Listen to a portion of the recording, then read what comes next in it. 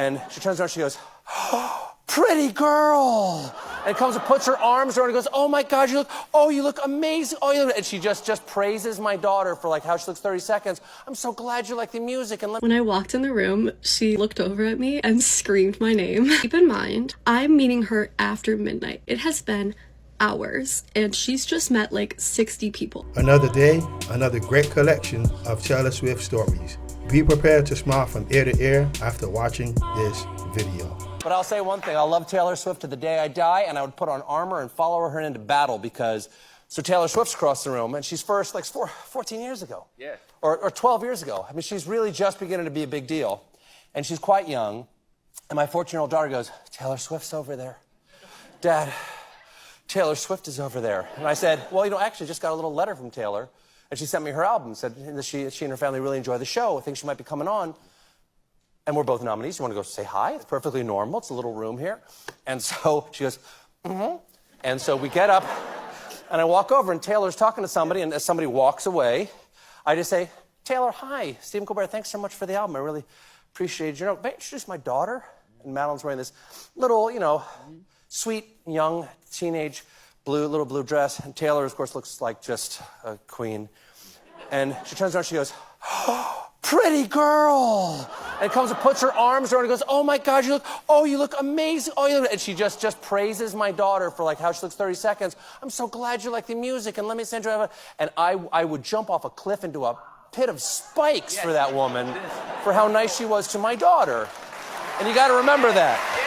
You gotta remember that. Taylor Swift invited me to her house to hear Reputation before it was released. By this time, I had met Taylor backstage at a show, and she had followed me for a couple of years and had liked a bunch of my posts along the way, but she actually stalked me like a week before this happened. And I got a DM and a phone call in the same day, and we went over so much accessibility information in that phone call because I'm disabled. They had thought of literally everything. They had counted the number of steps, they had alternative routes planned, they were gonna like reserve a seat for me. Taylor and her team are incredible. Anyway, the day comes. We like mingled outside for a while. I talked to her dad for a while outside. They had a bunch of food. Then they invited us inside. Somehow I ended up being one of like the first people in. So I sat literally directly in front of this woman's chair. Like she almost kicked me in the face because we were that close.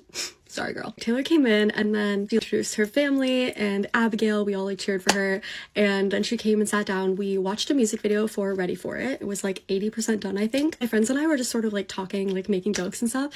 And after Taylor made a comment about like one of the jokes that I made, I kept forgetting that we were in her house and she was also there and she was standing right there and could hear us. Like that just like did not compute in my head. Anyway, she would tell us the whole story behind a song, like when she wrote it, why she wrote it, who she wrote it with, production. And she would play the song. Then a couple of the singles had already been released at that point. So during Look What You Made Me Do, we had a dance party. During Gorgeous, they actually passed around all of the new merch line that like had not yet been announced. Not only did we get to see all of the new items, but we got to like feel them. And you guys, I tried so hard to get them to let me take that gray oversized crew neck with like the zips in the elbows. Oh my God, I wanted it so bad, and obviously they would not let me take that. Also during Gorgeous, because we already knew the song, I was like obviously singing the words at her, and during the chorus we were kind of like singing at each other, and she literally said, I can't say anything to your face because look at your face, and like reached forward and cupped my chin and then was like, you're gorgeous. Life-changing moment.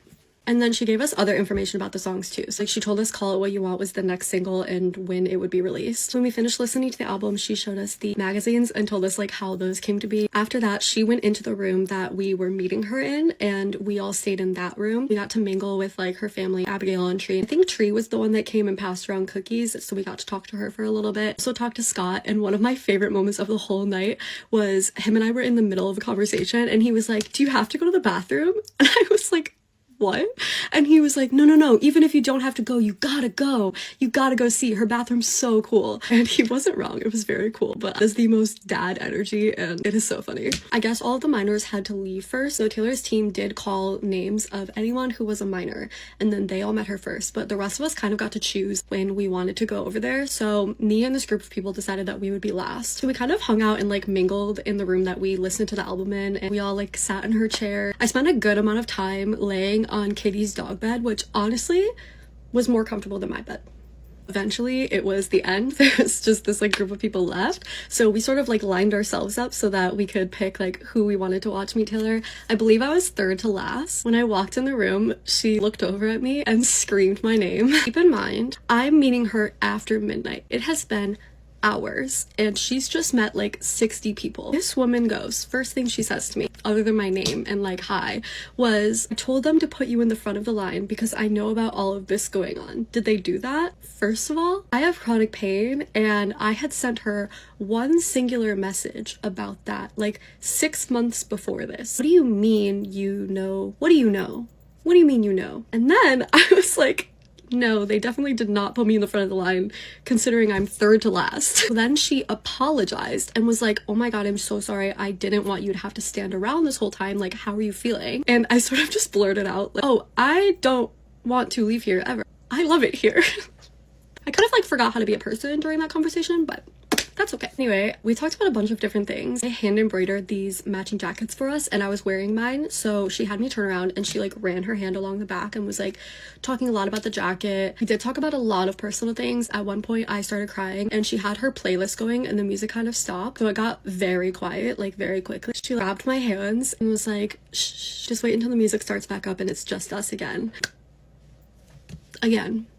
Gone. And then the song that came on next was Malibu by Miley Cyrus. If you know the words to that song, I literally lost my mind. Anyway, I was like not expecting her to know anything about me. I realized that she like picked me to be there, but it still just didn't compute in my head that like she would retain any information about me. That was honestly like the most shocking part of our conversation. Like she really did know so much. She told me at one point that she's always wanted to tell me how much she loves my dimples. She kind of went on and on about how obsessed she is with dimples. Kind of just like blacked out in that moment. I don't even think I retained everything that she said. She was complimenting me, but I was just looking at her like, no way you're calling me pretty right now.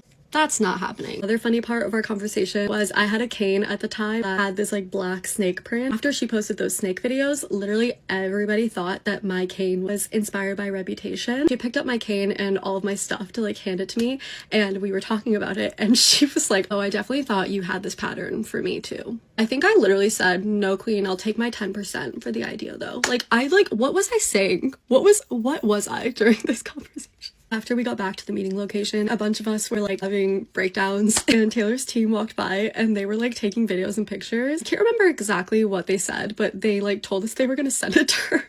Final thing I will say about this is 9 months after this, she invited one of my best friends backstage to meet her and Taylor asked her who she was with. She started to say my name, so she literally just said Isabel and Taylor was like, oh, Isabel from the Nashville session? Yeah, I know her. That alone is more shocking than everything I just said. Anyway, let me know if you have any questions that I didn't answer. That was truly the most unreal day of my whole life, I think, and always will be. If you know me, then you'll know that the best thing that's ever happened to me is that when I was 10 years old, Taylor Swift brought me up on stage at the end of Love Story on her Fearless tour and gave me this headband that I still have, so it's a bit haggard at this point. This is the photo in case anybody hasn't seen it. Oh my god, I want to cry every time I look at it. So when I found out that the Lover Deluxe albums were going to have diary entries from all throughout her life, there was a little part of me that was like, well, what if she includes one from that night and, you know, include something about the interaction we had? And like, I know that this is a long shot, but I think anybody would hope for the same thing. And so I got these one at a time, but I did get the first one to start. And as I was reading through it, I noticed that she does have an entry included from the night I went on stage, July 11th, 2009. This entry is from 4:49 a.m., so it would have been after the show. And she doesn't talk about me. She mentions that she was in Winnipeg and that she went to antique stores, and that's cool enough to see. But I think the coolest part about this is that before the show that she played that night, she called her entire team in for a meeting, 72 people, and gave them all a bonus. And that comes after she says she gave raises to everybody after the show in Calgary. And so, I don't know, reading this for me, it just made me feel so touched because I've always wondered, like, why did she pull me up on stage that night? Why did she go out of her way to, like, make that moment as special as she did for me? And so this doesn't really give like, you know, an exact explanation as to what her thought process was in that moment. But it just shows me how gracious she is and kind, and how she always looks out for the people who support her. And I just feel so thankful that I got to be a part of her gratitude that night, because it changed my life. As cheesy as it is, I think we've all felt this way at some point, but I always felt like people's second choice. And so for Taylor freaking Swift to single me out of a crowd of how many freaking people, give me this headband and pull me up on stage for this life-changing moment, it just made me feel so special and cared for, supported, I don't know.